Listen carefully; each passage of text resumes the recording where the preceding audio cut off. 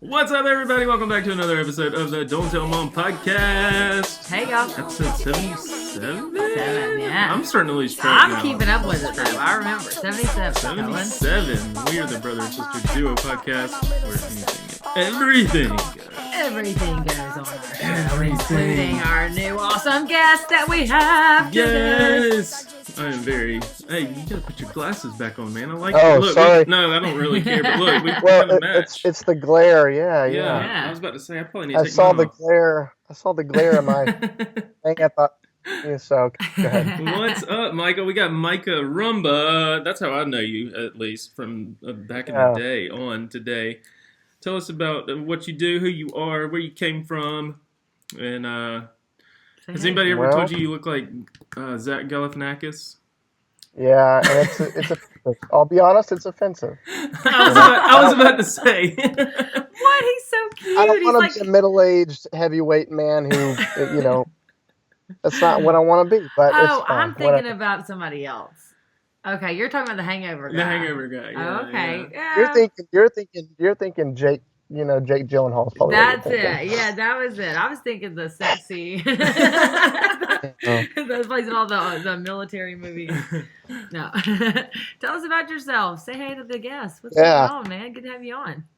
Hello.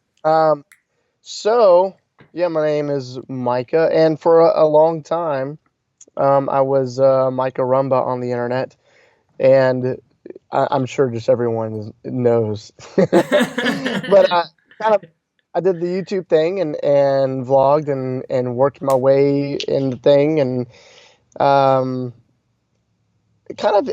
my time on the internet is in a different weird way. Time on YouTube, I guess.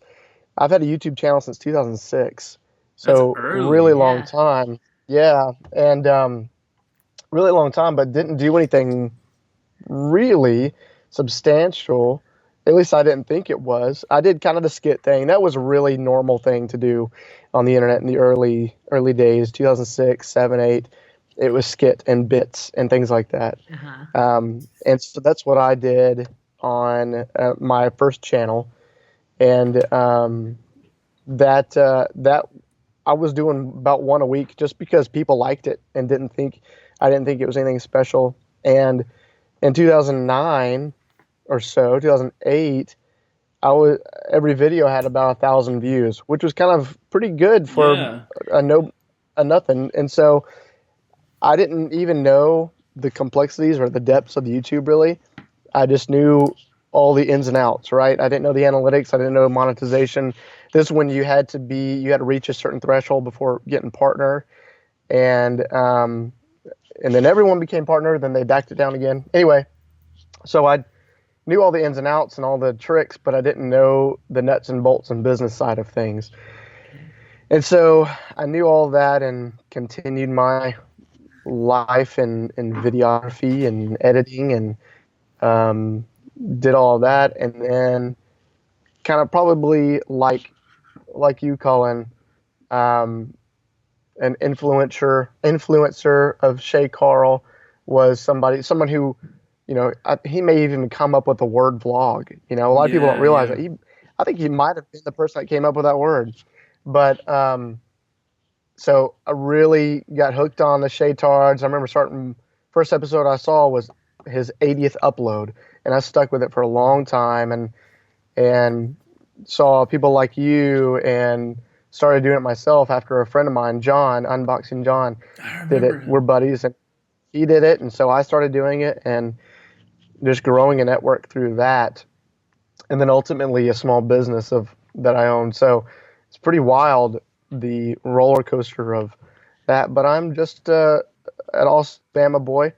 Met Cullen through the great state and through YouTube, and Roll Tide. I live in the northern part. Roll Tide. Let's not talk about the last couple weeks, but so that's me in a nutshell. And I've got we're a family of 5, 3 girls, 3 daughters, me and Chelsea, my wife, and That's That's what it is it. right I now. forget about that third one. Like it's just like I've known you for so long. I just there's so much Oh, I know. going on. I It's was thinking you only had I'm two there for a minute. I'm one of five, and my cousins, first cousins, there's four of them or five of them. There's another family, immediate family. There's seven of them. So there was like a joke that, if you marry into that family, you start popping babies like a Pez machine. So that that's our third Pez that came out. Everybody forgets about. So Oh, that's That's like okay. her. that's who we are. She's the third one. Yeah, no, I'm the baby of Well, yeah, four. Yeah, essentially. we got a half, but you have three girls. That's crazy because I think that we wanted a boy so bad when we first had our daughter, and we found it was a girl, and we're like, okay, this is gonna be all right. And then we had her, and we're like, oh my gosh, we absolutely are so in love with her. And then now we're pregnant again. We just found out it's gonna be another girl, and my husband, he's a big hockey player and just a guy's guy, and so I'm just going like, how are you, like, what are we gonna do if we just have all girls? It's just all girls. And I think he's like, I don't even care. I just want, like, I would be totally Yeah. fine with it. I'm so in love with his the girls, and so Yeah. they're overrunning your house, huh? Everyone asks. Yeah, everyone asks if we're done, and I don't think we're done. We don't know what the plan is. We may adopt. We're trying to figure that out, but I'm okay if it's only girls from here on out. I've got nephews, and we have friends that have boys, and I think, It'd be okay. girls are completely fine. Yeah. Right? And then you can pick got your enough. son-in-law. You can like help. Hey, yeah, that's right. That's what Corey says. Corey says, as long as their husbands are cool. Yeah, really.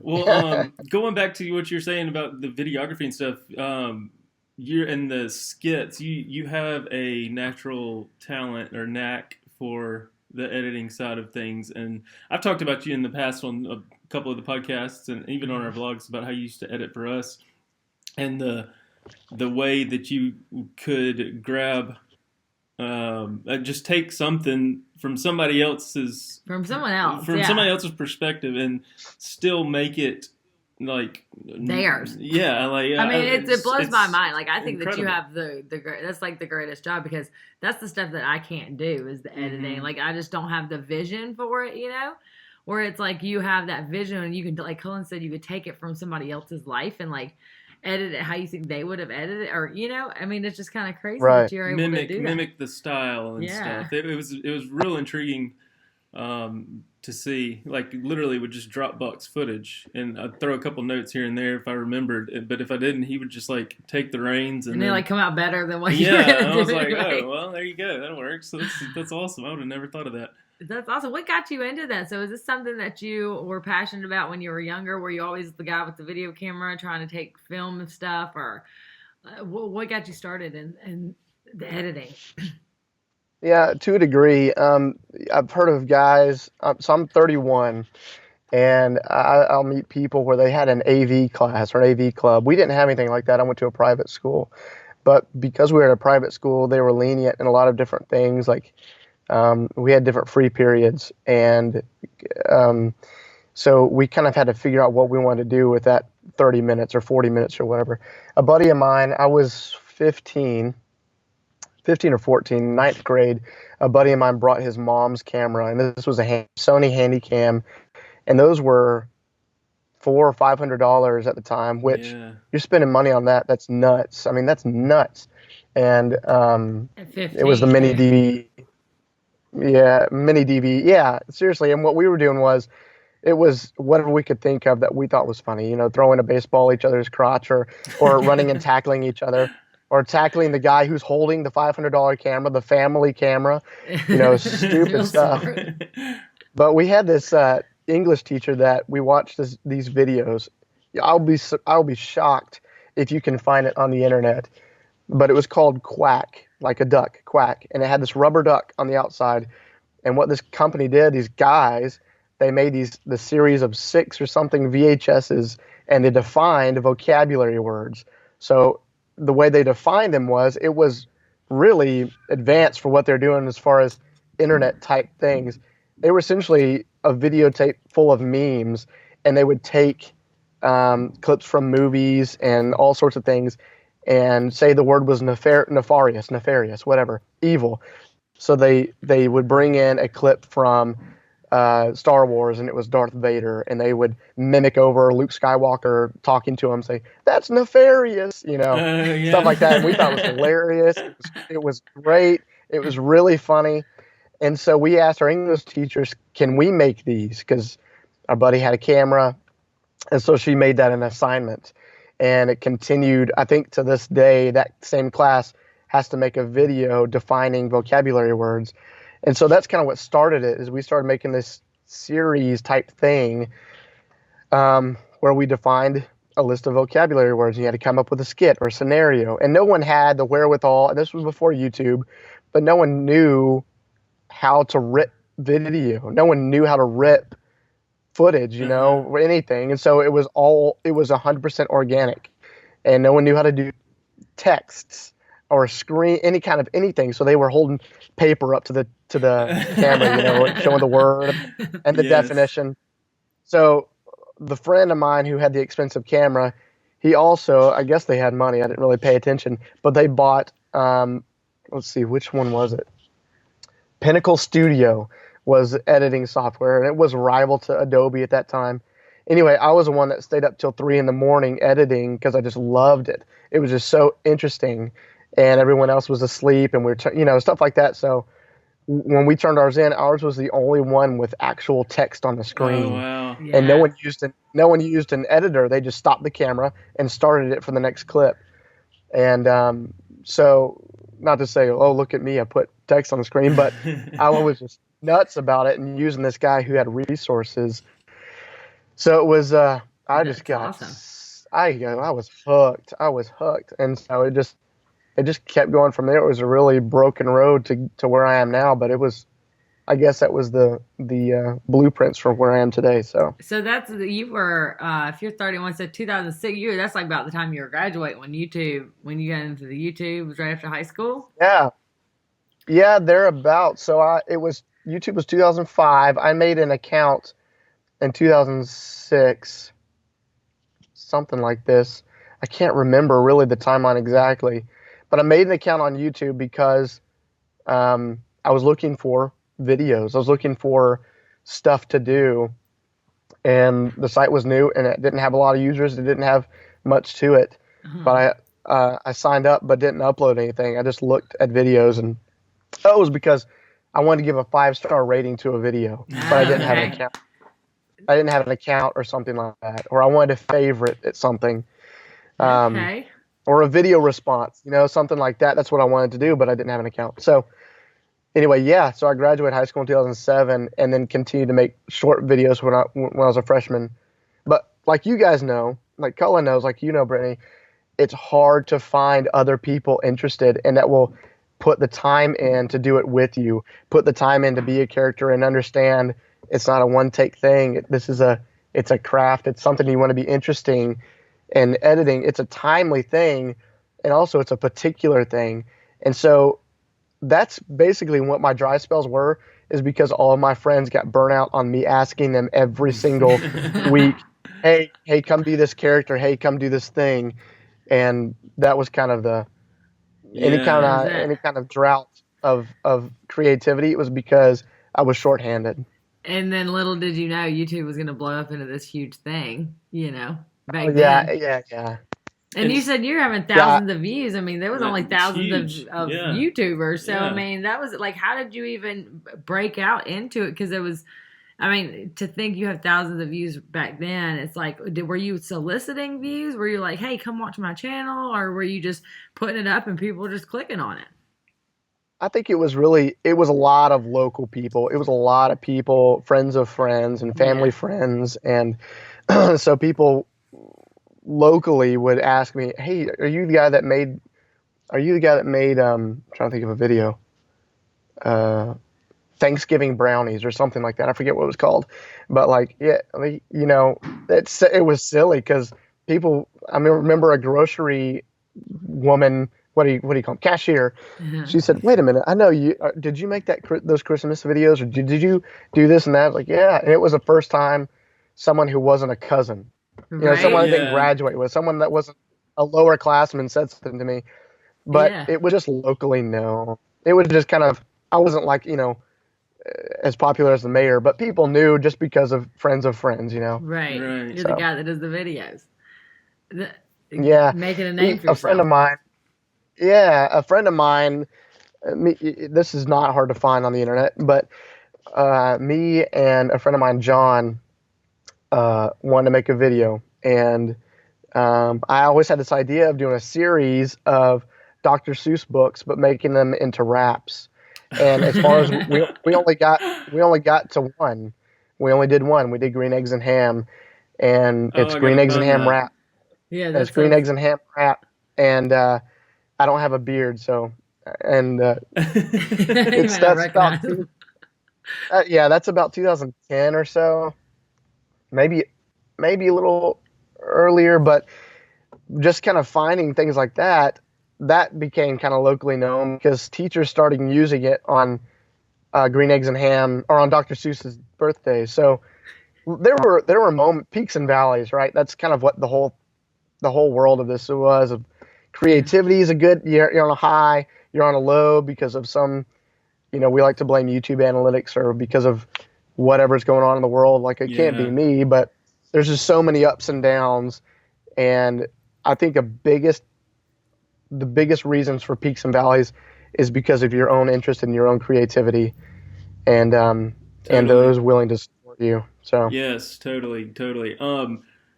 As far as the editing scene, and I can cut this if I need to. Is it known? I mean, I think you've made it public as far as like Who you work who you with? work for. I mean, who you edit for and stuff like that.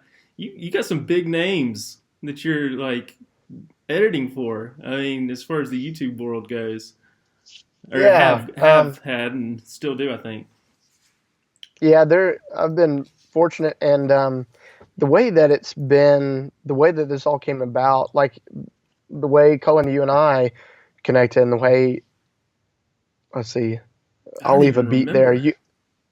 Did you have you said anything about how I've edited for you in the past? Yeah, yeah, Yeah. yeah. Or- Micah used to okay, you edit our can. videos.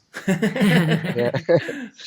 I didn't. I just wanted to leave a beat there in case you wanted to clip that out or not. Yeah, how But would you like? How um, do you even go about finding each other Well, though? it's Like so coming taboo. together. It's so taboo. Like the whole like, oh, you can't talk about. You're like the Secret Service. The behind the scenes. Because in the beginning, it was like you would get hate for having an editor. Like you were the guy that everybody hated behind the right, scenes if they found out. Like what? Cullen and Katie don't even edit their own vlogs. right. Blah blah blah. And so it was in the I don't see beginning. why that that just blows my I mind. It's like know. who gives a fuck? Like No. what? Do you people care about that really? Like now it's like, yeah, this is my editor, and but like, or was my editor, whatever the case is. But like Yeah. in the beginning, and for the Just year and a half or taboo. how long it was you did, it was like hush hush. And I felt bad in some Yeah, yeah, instances, about not shouting out because Yeah, I mean, I get all the imagine. compliments about Right. like, Oh, oh, you this did was such such a funny vlog. Oh, I love that when you did that, and I'm like, oh God, I wish I could say thanks, Micah, publicly. Yeah, you know? right. Yeah, this wasn't actually me. Ugh. This is my buddy. But I mean, that's got to be hard because I imagine that it's still kind of like that because you work with. I mean, you've worked with several different people, so it's like some people I imagine don't care, and some people do. And how's that? Like I've process? seen, I can say this, Cole and Sav, I've seen them like Instagram, like thanks Micah, and like verbally say thanks for editing this, and shout out to our editor Micah, yeah, and they've got 10.5 yeah. million. So yeah, so I'm a very taboo individual, I suppose. That culture has changed. That culture has changed a little bit. You're right. It was that took the relatability away, and that's why you, the creator, didn't want to say that. You didn't want to. That's the epitome of a ghost editor, a ghost writer. Is that you stay behind doors, which is completely fine. Doesn't bother me whatsoever. But it's that's shifted a little bit. I don't know what or when or why, but it's shifted to where if someone has an editor, it's not even necessarily a second thought. That may just be my perspective, but that just kind of seems to be the change in things. But certainly, a few years ago, it was. I mean, for several people, I signed an NDA, and I did Wow. a lot of you're not telling anybody, and you and I have a mutual friend. We won't say his name, but he Yeah. edited for a big group, and it was really super like he couldn't say a thing to anybody, and so that it's nice that that's changed. Not it, as far as attention, I almost prefer that to not be because of attention. It's just nice, kind of a relief of like, okay, I don't have to, Right. keep my lips zipped about it Well, just because it's. what happens when you want to you want to get that next job, the next fish, the next, you know what I mean? Then, well, I want to be able to put this down on my resume and so you can see my Right. work through this 10 million subscriber, Yeah. YouTuber, and say I did that. That's my work. So I mean, that's got to be frustrating. Yeah, it's a little frustrating. You kind of have to just. Yeah, I don't know. I won't give necessarily the trade secret away, but there's some different angles you can go about it, and then some of it's just time. Like time has happened to where I can verbalize some different clientele I've worked with. I can drop some videos I'm really proud about Yeah. if I'm trying to get the next person, and referral work is always good. Hint, hint, nudge, nudge.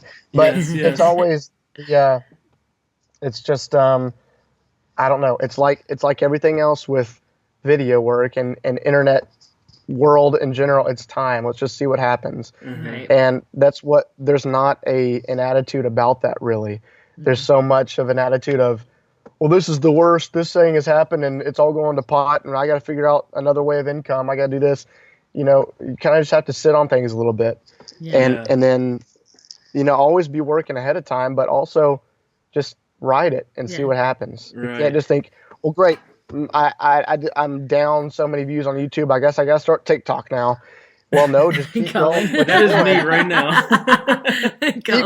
Keep going what you're doing and just pick up the next thing. Yeah. It's we can't jump from eggs in one basket to the next eggs in the basket. You just spread it out and just keep working. So I told Cullen the other day, I said, how are you going to go on TikTok and get 4 million views your second video? I'm like, I don't even get it. But wow. Yeah, I got one that hit 4 million, but it's like we actually do have somebody that like put it in a YouTube video, and there's some company trying to get us some money for the credit in the video, but like the actual monetization on TikTok, I didn't even I'm like, do they even convert that? Do you even make money on TikTok? I don't think that was a thing. You can in live chats and stuff, but no. As far as you said, the chasing the income and searching for the next thing and stuff. I totally agree though, as far as like staying to what you're passionate about. Because me and Katie we were talking about this on a live stream one time, and we've been talking about it behind the scenes a lot too. Just how there's so much different things that we want to do, but you can't stretch yourself that thin, right? And lose focus on everything. But the whole part, and I'm like having this conversation with you now is nice because it was so hard when we got to a point where the views started slowing down and like we couldn't afford an editor, and so it was like, how do you, even Britany before we started recording was like, so did y'all end on bad terms or anything? Because you would imagine like you've blood, sweat, and tears for the past 2 years for my family. Yeah. And then I have to like... And you get to know somebody like intimately. Yeah. By looking at their raw footage. Oh, right. I was in tears. We were at the beach. And it just was one of those times where me and Katie had been kind of talking about like, oh my God, this isn't like, we are not going to survive in our current situation financially. And you start looking at everything and all the options. And I was just like, oh, because... in a sense, that's like you losing a job on the other side. And so, and that's part of it. And that's kind of so it's nerve-wracking as an entrepreneur, as you yourself and me and others that do this racket, is that it's the same kind of deal. It's just peaks and valleys. As you just kind of ride it out and feel, and you weren't the first and you certainly weren't the last. And so that just happens. It's the nature of the beast. A lot of it, It's the nature of the beast, feast or famine. All right, I'm going to give you a don't tell mom first. It's going to be on the move here. I'm going to move to a faster internet connection. So we're Oh, going to do look at this while this, we're driving. guys. Look at this. Um, This is amazing. He's gonna look at this. get closer to the Starbucks, buddy. He gets rolling. Yeah. Talking about entrepreneurship I love and the life. this. He would go on vacations sometimes, and I would have to send him footage, but he would be in a cabin or something, and he's like, "We got snowed in, but I'm gotta get down the snowy mountains of Tennessee to get to the Wi-Fi. internet to get this uploaded for you." Yeah, we were talking about that is verbatim. That's literally exactly what happened. we were talking to Jared and Ellie one day about how they would be on like vacation and that they would have to like stop what they're doing because they were doing everyday vlogs. And I was just like, I don't even know how it was a grind. I don't know how daily vlog was a thing. Like, I just blows my mind because there's no way I would ever upload a video every day. I just could not. I couldn't do it. But something else. And that's kind of the beauty. Go ahead. No, you're good. Go ahead. I was just gonna say that's kind of the beauty of what I do and what you do. It's that's the beautiful disaster, I guess, is that every day's a weekend and every day's a work day. It's always on, and you're kind of always off at the same time. Yeah. It's not. There's no 9 to 5. So when did you go to school? Did you go to when you got out of high school? Did you go to college? I went to college. I ended up with an expensive slumber party is what happened. Yeah. But I went to a private school, and I think we might have lost him. No. You fill in the blank, Cullen. Just finish that story. I went to school. Stupid private school to go to private school. Anyway, but. So I was weeks away from that, and one day I came home, and my family was in the living room, and my dad had a bag packed, and my dad left us a few weeks before I left school. In hindsight, I get to see what kind of effect that had on my life. Certainly, in the middle of all the chaos that was my life, I didn't think of any kind of contributing factor or reasoning, right? So now, 12, 13 years later, you can look back and see there's a very clear pattern and a very clear origin to misbehavior and stupidity. And so I barely made it out. I made it out because I left after I got kicked out. And so there's just a lot of stupidity that happened, but for a long time, spent a lot of time reacting to life and to situations. And so, no, I didn't go to school for any type of film or design or whatever. Right. Yeah, degree. I still don't have a degree. Right. And I came home and went to a community college and took a film class. This again is not, I don't mean to sound proud or boastful whatsoever, but I went to community college, took a film class, and half the class failed, but I aced it. And it was only because of my practice. Yeah. It was only because of the work I'd put in and because I had an interest. Passionate about it. Yeah, and years before, bought the book 5 C's of Cinema. Like, you really get into this stuff. And so that's when you really start realizing I don't have to react to my actions, but I have to finding origin and finding a love and finding a desire and then springboarding from that. And so many people that do YouTube or whatever, they're reacting to this guy is making a butt ton of money. My reaction is I've got to make a ton of money rather than, what is it that you are actually good at? There's so many people that are successful on YouTube who are really, really bad at YouTube. Yes. There's so many people who are, and that's the same case for all over the world. Mm-hmm. There are super good, HVAC people who are really bad at HVAC repair, HVAC. Like there's so many, you have to find, that kind of just goes back to your proximity of, and desires of, and passions, I suppose. Yeah. But so long story short, No, I did not know that story. The reason I was asking you because I didn't know if you went straight into this and said, okay, you know what, I love this, I'm passionate about it. Let me try to make a job out of this. Let me be an entrepreneur and make a career, make money doing this. Or did it fall in your lap? I mean, were you working at the Burger King and somebody said, hey, you're the YouTube guy, why don't you do a video? I mean, like how did it come to be where this is your job? This is what you do now. Yeah. It's a good question. So let's see, where do I back up? So in one of those years of dry spells of the not having people help me, not having support, whatever, I didn't know you could make money doing it. I didn't know, I loved it, but I didn't know how to make it worthwhile other than scratching the itch, right? And so I got a job in 2013. I got a job as a pharmaceutical tech, and I was a pill counter. And my wife and I had just gotten married, and I was making $10 an hour and had really good insurance. And in the South, and just two of you, you can get by with low pay like that. You're fine. Mm-hmm. You're going to be okay. It's just two of you. You don't need a lot. You don't want a lot. And I got laid off. That was terrible and frustrating, and didn't know what to do. And my wife was a nanny, and so we were living on her income for a little while. And I thought, well, I had freelanced up until then. I had shot some weddings. I'd done some commercials, sort of. It made me feel like I'd done something worthwhile, but it really wasn't that great. And so I started thinking, okay, what's a medium where I can use this and actually get some revenue?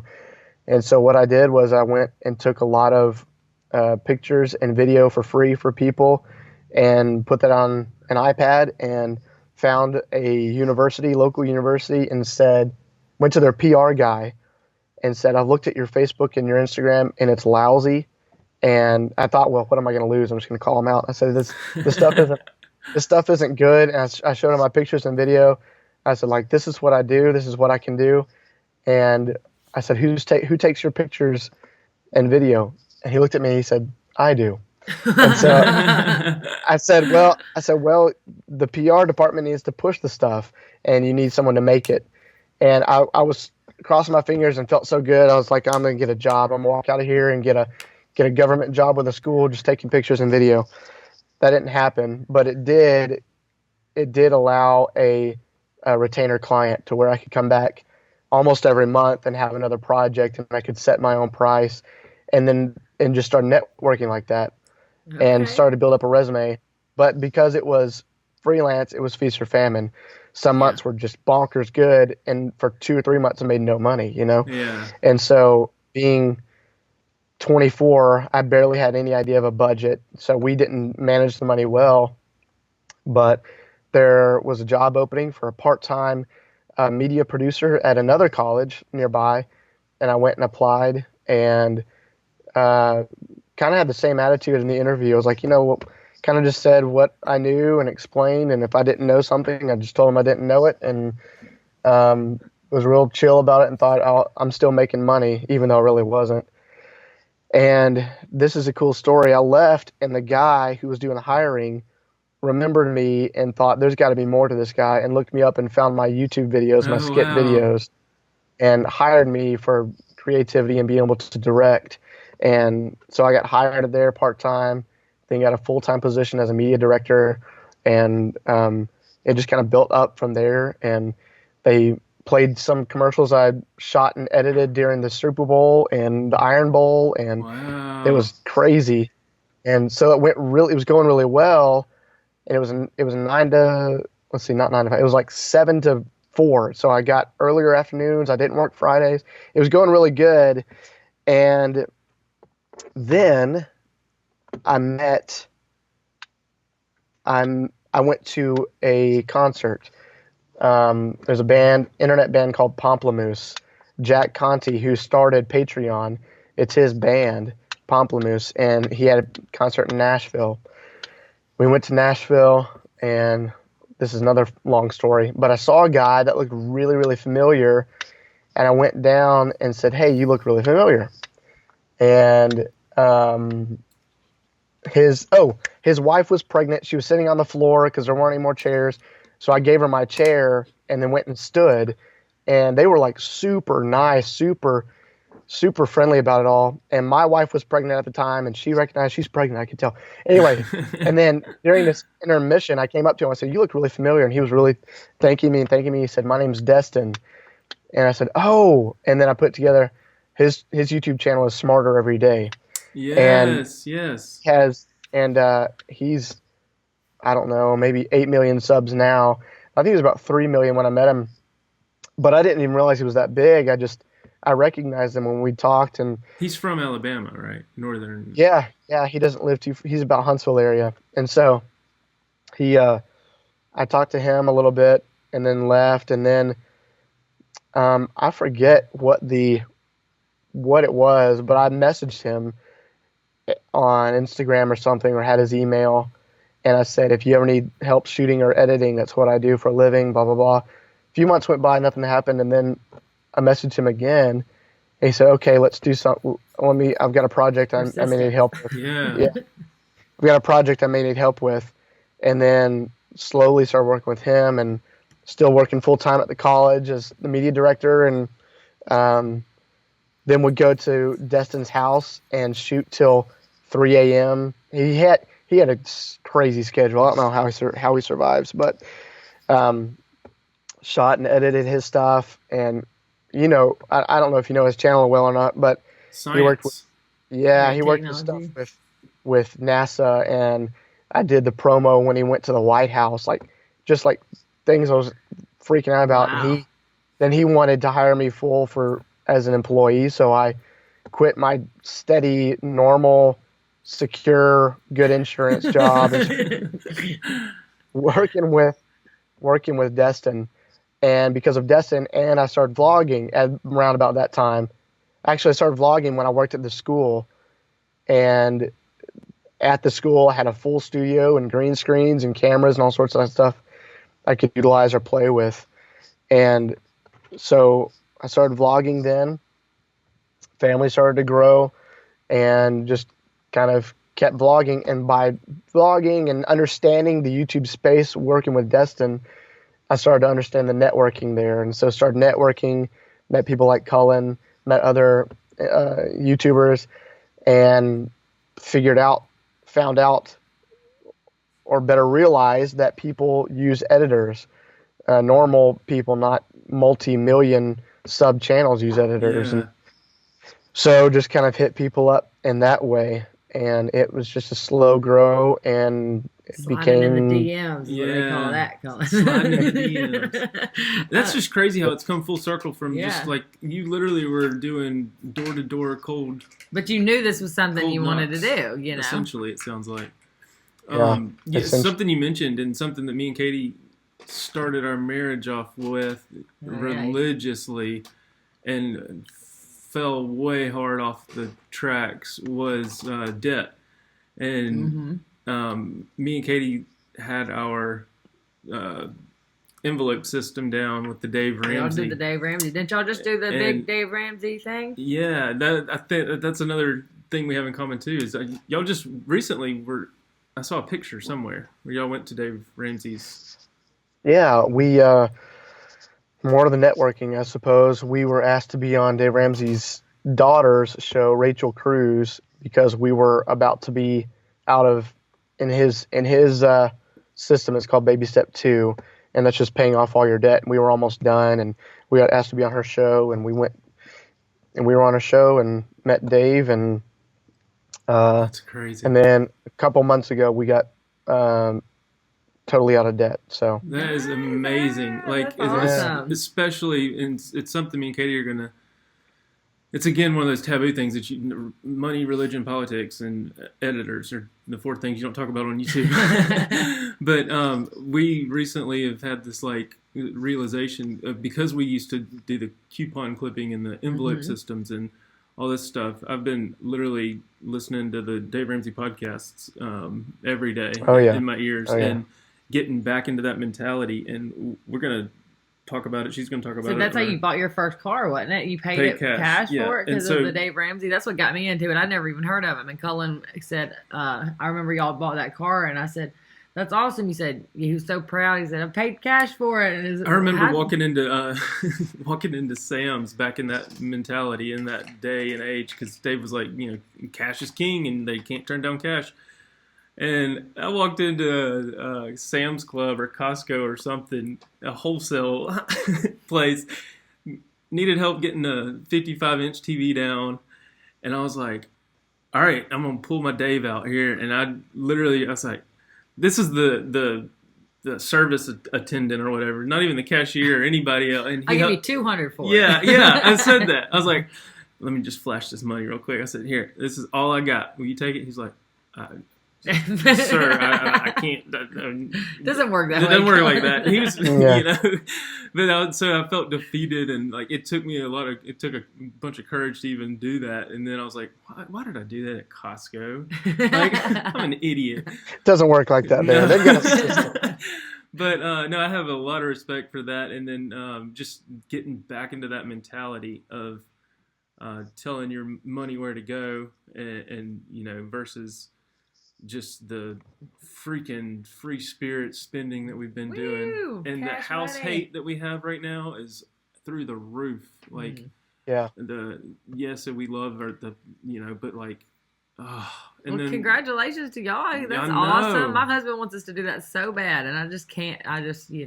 It takes a lot of discipline, and especially with what you do. I mean, you're constantly nonstop freelance working, and then you're still getting out of debt and got out of debt. Yeah. So that's just, that's amazing. Well, thanks. I think it just kind of goes back to the same principle of difference in reacting and acting. I'm not gonna, it's not healthy to react to your bank account balance, but to say, I know exactly what's in there, and I know what's going on. I know where it's gonna go. Yeah. That's a soapbox I could be on. Well, we'll do another episode, and I'll just rant. But that's just a product of the same principle, I suppose. And but it's like house and everything. You're like done. We rent. We're saving to buy the house, so all that stuff. That is like our big thing is like Corey, my husband, wants so bad just to he wants the mortgage paid down. Like that's all he cares about. Like, it's the mortgage. What do you mean? You can't, like, it is what it is. And he's like, no, if we put a little bit more every time, and he like does the math. He's like, if we put $200 a month more towards it now, then at the end we're saving ourselves $600 if we were to wait until, like, he does all the math and stuff. And I'm just like, whatever. Well, and the renting aspect shows patience for the bigger picture. Yeah. And the passion that you have for the bigger picture, because y'all just bought a piece of land to build your dream home on, I think. Is that what's going on? Right. Yeah. Yep. And Dave says renting is like camping. Essentially, you're sleeping in a tent to get to the mansion eventually. You know? So and that's always a hard subject for me to talk about, like with family or some others, because everybody has their own opinion about it. But someone may say, I'm so sick of renting, I'm just throwing my money away every month. But you already said it. You're paying for your patience. You're being a good steward of your money to a degree. Still, it doesn't mean you're just throwing it away. It means you're taking care of everything else to make it right in the long term. So, because me and Katie were talking about it, because we want to do the next right thing in our next step as far as selling our house and stuff. And I was just sitting there. I was like, what's the difference between, let's say, a $1,500 mortgage payment and a $1,500 rent payment? And I was like, you're still putting it toward. And she's like, but you're not having to pay for the crap that gets broken if you're renting. Right. The landlord's in charge of all that, and the things in the insurance, the homeowner's insurance, and like all the stuff. Mm-hmm. And then you can be disciplined and figure out what your next steps have to be when you're renting like that. Because we've considered that too. We're like, ugh, should we just rent for camp out for a couple of years? And because if you look at it, 10 years down the road, what's 2 years of patience and diligence to be better off in 10? Yeah, and it's not like it's not like you're living with your mom or sleeping in a tent. You'd still be comfortable, right? Yeah. So Listen, let me tell y'all what I've decided we're going to do, well, we're not going to sell our house, but we could if we wanted to. We went this weekend and looked at travel trailers. So shut up, hear me out. So these things are nice, y'all. They're like a full apartment, a 2-bedroom apartment for this trailer. It's $25,000. Well, the plan is to pay off my van and then buy the travel trailer. And the reason we want to buy the travel trailer and the reason that we've like convinced ourselves this is a good idea is because my husband travels for work. So he can get paid the per diem money, pocket it, or put it towards the camper and have the camper paid off in a year or two. You know what I mean? So it's like... There's people that are serious about those things. Up at the Hoover Met, we were just dude, over I am there. a believer. They have their camper set up, and then they have like a little flower pot and pumpkins and everything right outside the steps. Like I was like, they're here to stay. Yeah, no, I'm serious, Cullen. I went and I'm like a believer. I'm joining RV groups. I'm on Facebook. I mean, like I'm in it because I mean, push comes to shove, something happens, we can live in that $25,000 trailer, no problem. It's got an island in the kitchen, Cullen. You'd probably be happier, at the end of the day. I mean, I'm telling you, and it'd be paid like we'd be able to pay it off quickly and stuff. Minimalist. I'm just saying, if you ever decide you want to go that direction, just go up there to Camping World and let them take care of you because they got. Yeah, I've got a family member who is doing that now. It's just him and his wife and their 2 dogs, and they just travel. She works remotely, so they just travel all over the place, and they kind of set up base in Utah, but for Thanksgiving they just drove their house on down and stayed. And so when they left dinner, they said, okay, we're gonna go on home. They're always comfortable where they're staying because they're all their stuff's always right on the road. Yeah, that's amazing. It's awesome. We're like really into it. I got a question, Micah. What does Micah, Frozen, and a hot dog have in common? I want to know this. A bizarre accident, a wild week is what it was. Yeah. What happened? So, that's insane. Yeah. So my wife was at a book club or something, I forget, and I had the 2 older girls, and Lucy Joe and Nora, and they were getting ready for bed, and they wanted to wear. Lucy Joe wanted to wear a costume that looks like pajamas, and it's an Elsa dress or something. Maybe it is pajamas, but anyway, she wanted to wear it, and Nora, my second, said she wanted to wear a costume too, so she grabbed a costume, and I couldn't stop laughing, so I recorded it, and it was a 15-second video where I filmed Lucy Joe in her costume, and then I turned to Nora in her costume, and she was wearing this full body, thick hot dog costume to wear to bed, and she wore it to bed, and I just thought it was actually I didn't shoot it to post it at all. I shot it to send to my wife because I thought it was just hilarious. Yeah. And I thought it was funny enough to post on the internet, and so I did. And then the chaos. Right? The chaos ensued. How many views did it get? Well, it's hard to really know. Spread around, yeah. Because you were on the news from it, right? Good Day America. What, I don't even know that. Good Morning America. Good Morning America. Yeah. Fox News. Good Morning America, Fox News, and lots of different, just other kind of pop. Pop candy culture or something like that, but stuff like that, and all these dad and parent Instagram handles and things. It was wild. It was fun, but it was crazy. That's so funny. Insane. I love it. That viral video. Best night's sleep the old girls ever had in their hot dog. It's nice and safe inside of a hot dog costume. I can't wait till my kids are old enough to get them doing crazy stuff like that, because I'm sure it happens all the time, but it's like you got to be quick to react and be like, gotcha, Yeah, I was so proud. I was like, oh my God, that's hilarious. And then I saw it again on another news outlet. And then again it was like every day I opened up Instagram for a week, and it was your video playing on somebody else's.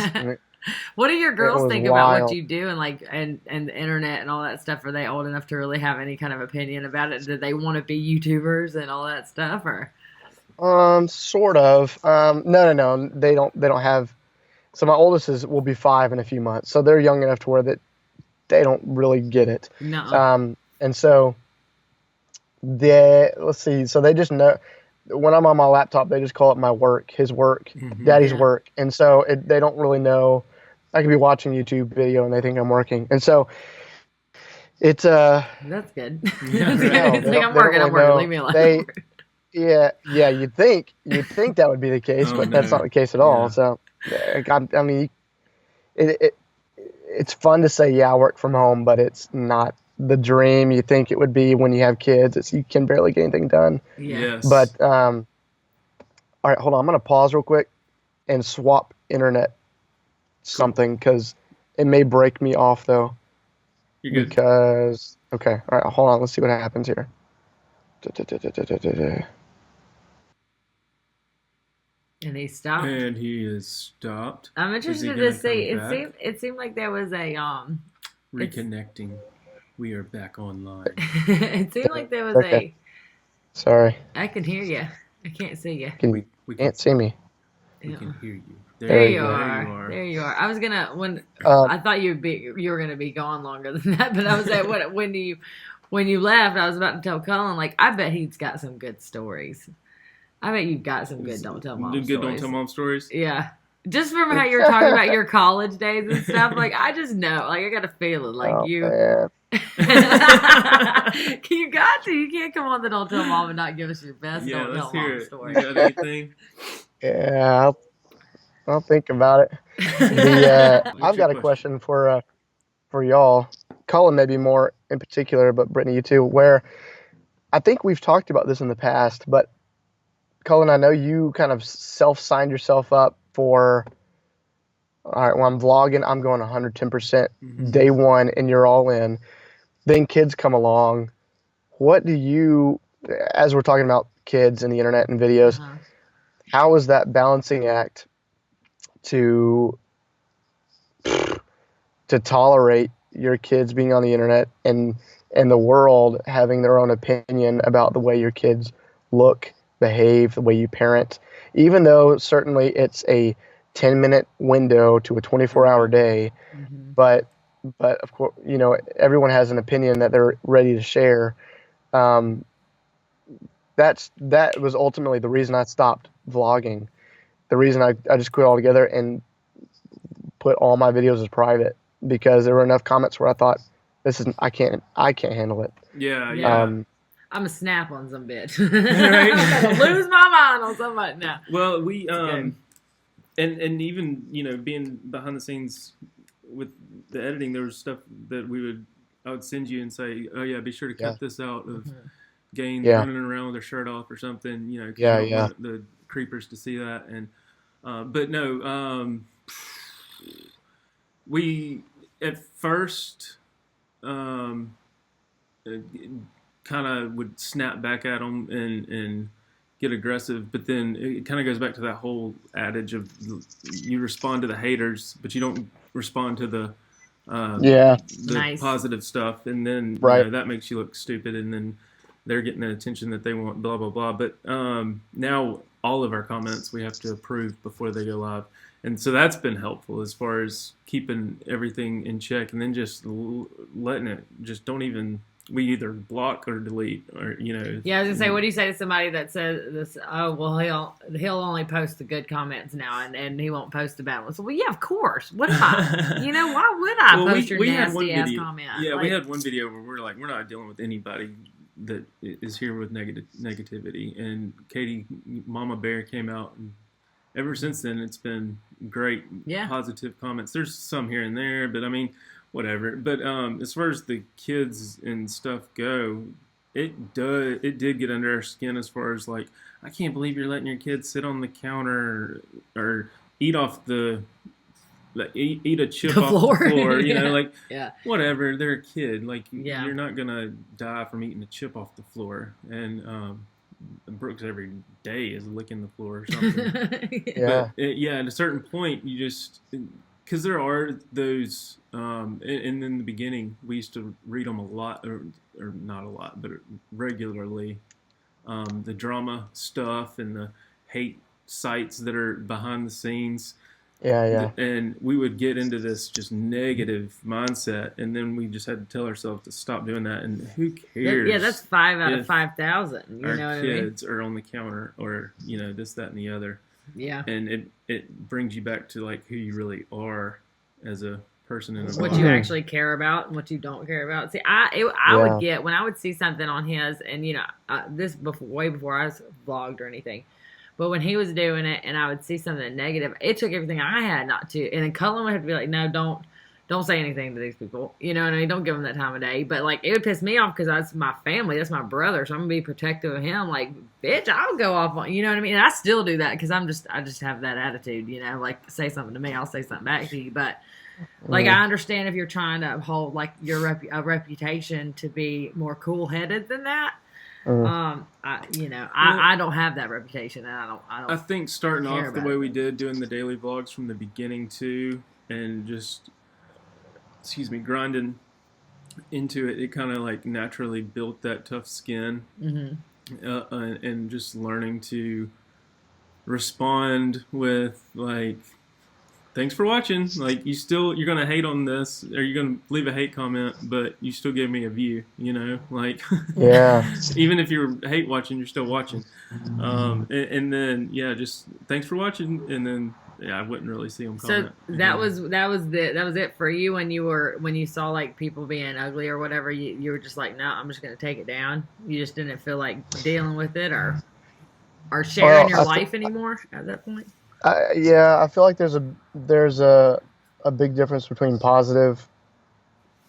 Let's see, there's a big difference between negative comments and just ugly comments. That's a Southern thing to say. You're being ugly, but there's a difference between positive or negative and ugly. Someone is entitled and it's completely fine for them to say whatever, to critique you. It's a critique is one thing. It's another thing for them to tell themselves a story and project it and say, this is the way he's behaving because of this way and that way. Or the even creepier ones is to talk about your kids in a sensual way. And that's when I saw the first comment like that. Oh, wow. I stopped immediately. Yeah, I hadn't even thought about that. I read one comment, and within the same reading, I went up and hit every video as private because I don't want to lose them because they're still special to me.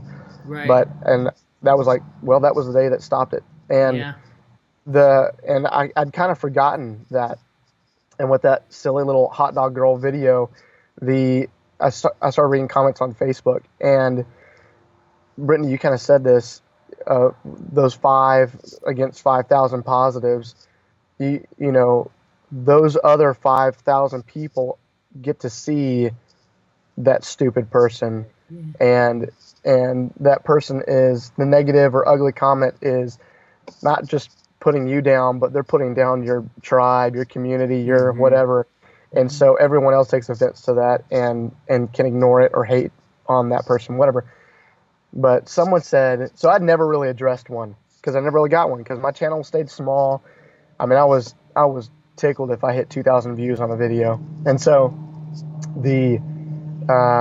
in the hot dog girl video, one of the on Good Morning America's Facebook page, they'd posted it, and some woman commented, and Lucy Joe she's the first thing you see, and she has her hands, she's folding her hands, and she's upset. She's visibly upset. If you really looked at it, you're like, this kid's upset for some reason, and I ignore it.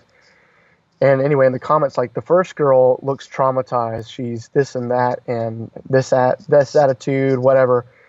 And the truth was she put on normal pajamas, and she flip-flopped and said, no, I want to wear this costume, this Elsa costume, put that on. Then said, no, I want to wear this. And I said, nope, you changed your mind once, and we stay with that. We don't flip, building that little bit of character. We don't flip-flop back and forth. If you change your mind, life and world and people give you, okay, you changed your mind. We don't go back and forth. And she'd been messing with that a lot. We'll go to the gas station to pick out candy, and she's got gummy worms. And we're walking to the counter, no, and goes and shaves, laffy taffy. No. And, so just that little principle, and she was upset because she didn't get to change her mind again. Yeah. And so I'm trying to like roll with it and be happy, and like, and Nora's got a hot dog. And so I kind of said all that. I left this huge long comment on this woman, and the only person I did it to, I came back later, and that comment had like 60 thumbs ups or something, and that made me feel good because I was like, okay, I voiced it, but now I got to let it go. And I had to also remember the other 4,000 comments could read that ignorant comment and think you are publicly making yourself an idiot, and just kind of get behind my mentality of like, you can make it public, but understand everybody sees you naked, right? Everybody knows you're stupid. Yeah. And so, Exactly. and just kind of letting everyone else jump on it and not take it too much offense. But a little bit was more than enough for me to just stop altogether. And it takes, but I guess I don't have thick enough skin, but some people can handle it. And I know y'all can handle it because I've read the same things you're talking about. Yeah. Well, and we've kind of tried to switch our focus too a little bit in a sense. I mean, I don't know, kind of getting back to our roots recently, but for the most part, too more adult oriented, and it kind of goes back to the whole COPPA thing that's going on with the kids on YouTube and stuff, and January, all that stuff. Oh no, that's a whole nother podcast. But I'm interested to see what happens with that. But that's you have to ride that out, like you were saying in the beginning. You just got to wait, sit back, and chill, and see what happens. And and everybody adjusts. I mean, in 6 months from now, I don't think it'll be even a conversation. Probably. Yeah. The same way when so many people's comments got turned off, it's an occasional mention, but people wrote it out, you know. Yeah. They diverted to other platforms. I saw like other people saying, since YouTube's down, I'll post this on Facebook, and I'm commenting back on everybody on Facebook. So you kind of drive your audience to a different platform or something. But I'll tell you, I've gotten some negative, some ugly comments, and you have sent me some, and I'm like, just delete it, just blow it off. And delete it. And those you like it made me want to quit, just hormones. Like you, Oh my gosh! Like I mean, it got where I was just like, I can't believe anybody would say that, and then I had to remember. But look at all these nice look at all these people that said, "Oh, your daughter's so beautiful," and "Oh my gosh, you know all these things." And it's not like you even do it for the praise. Really, it's a lot of it's. I want that to look back on later on. You know what I mean? I went to the living room the other day, and my husband's watching a video from right when Sophia was born. He's like, look how little she was. You know, it's like those kind of things that makes it worth it. But I mean, you know, I forgot what I was going to say. The negative, like. Oh yeah, wishing death upon your kid and stuff. Yeah, like, that's what happened to me. Somebody had said, you texted me one. You're like, "What the f is this? Can you?" It's well, they created a the links these people will go to make you to be ugly and to be mean. They made a fake email address that was a friend of Cullen's.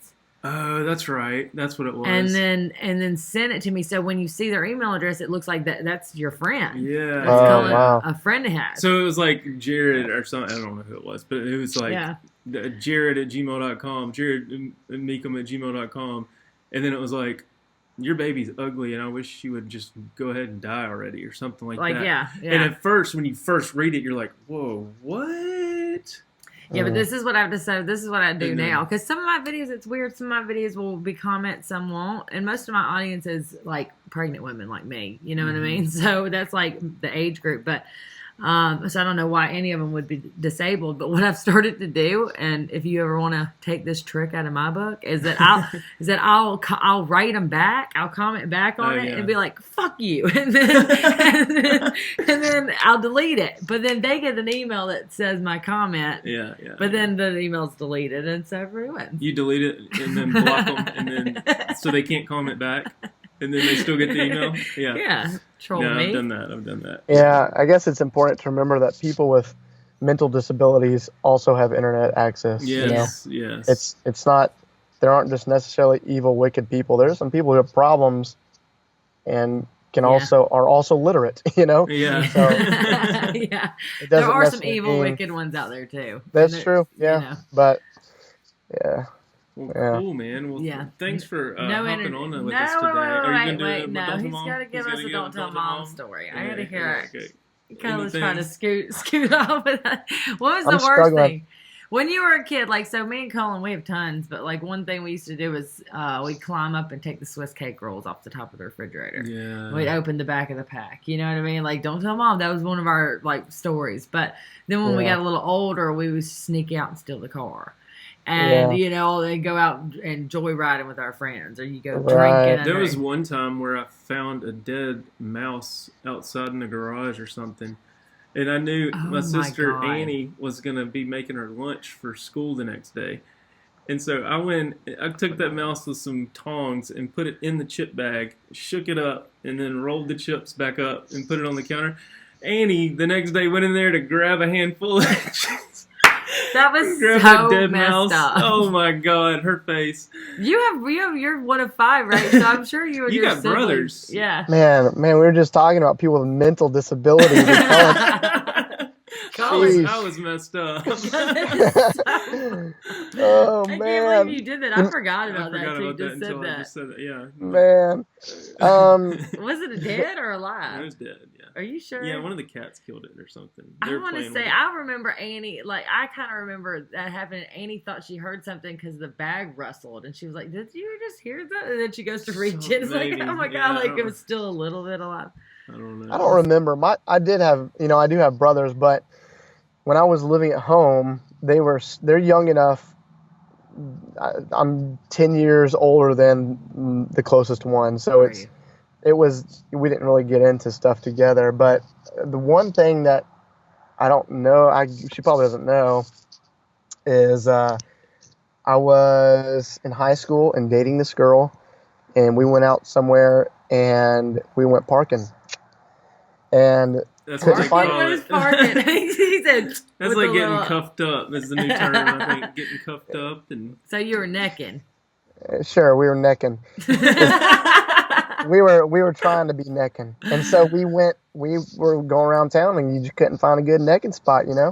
And so we can't find a quiet little corner to park, and so I had the bright idea to park in the back of a cemetery.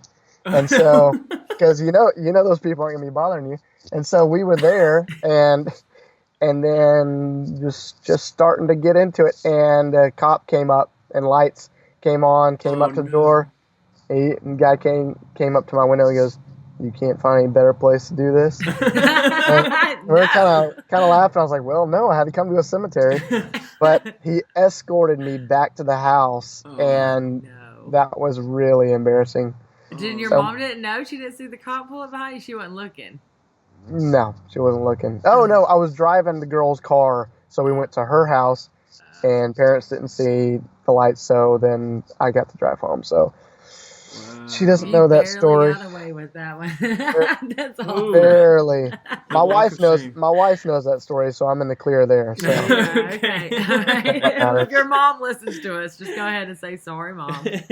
I'll say, Mama, I'm lying. Yeah. It was just for the show, I promise. Yeah. I love it. Well, thank you so much for coming on today. Thank everybody for listening. Yes, thanks, dude. Where can they find you, man? Are you it was fun. You're not on. You're not doing YouTube at all anymore, really. No, are you podcasting? If anybody needs an Instagram, that's probably another soapbox of creativity funk. Starting something and then stopping something. So, but the only thing that's ongoing is Instagram is Micah 2.0. I first reached out to you when we started this podcast because you were doing one with your brother, Taffy. Yeah, Horse Taffy. Horse Taffy. And I was like, I don't know anything about audio. Micah, what do you do? And he sent me like all these links and stuff, and got me. Yeah, are you still doing that now with your brother? No, the funny story about that is, so I have 2 brothers, and we sound exactly alike. Yes. So I mean, exactly you're talking to yourself. So no one knows who's talking. So that was a huge problem, and it goes all the way back to what we said at the very beginning. Is it was my kind of baby, and people got tired of playing along, you know, and so the easier excuse and true excuse is me and my other 2 brothers sound exactly alike. So it's just confusing. It's just a mess. Go for a sister. Get a sister next time. Then hopefully you won't have that problem. So Instagram, people can find you there. Yeah. On Instagram. Yeah, sure. And then sweet, cool. 2.0. Okay, awesome. Micah 2.0. And then Yeah, thank you so much. I want to ask you a million more questions. I know we're running out of time, but I hope you have a great Christmas. And it's good to put a face in the name. I've heard your name so many times from Cullen. Thank you so much for coming on. It's a pleasure meeting you. Yeah, it was great. It was fun. I love it. Yeah, dude. And if you get your podcast back up and going, I'll be glad. Yeah, invite us on, and we'll invite us. Hey, yeah, for sure. You. Yeah, it'll be fun. And if you need any help doing anything, let me know. We've shot some videos together. Well, I could keep talking. Anyway, we did. Yeah. Hey, we'll do an episode too. Yes, let's do it. Hey, thank everybody for listening. Go favorite this podcast. Definitely go hit us up on Instagram, on Facebook. We're on Facebook. Yeah, we're on Facebook. We're on Instagram. We're on YouTube. We got the website, the don'ttellmompodcast.com. So check us out and go get you some merch. Still time before Christmas. Thanks so much for listening. Thanks you guys for watching. Thanks, we'll see you on the next one. Thank you, Mike, for coming. See you next time. Don't tell mom. Peace. Bye.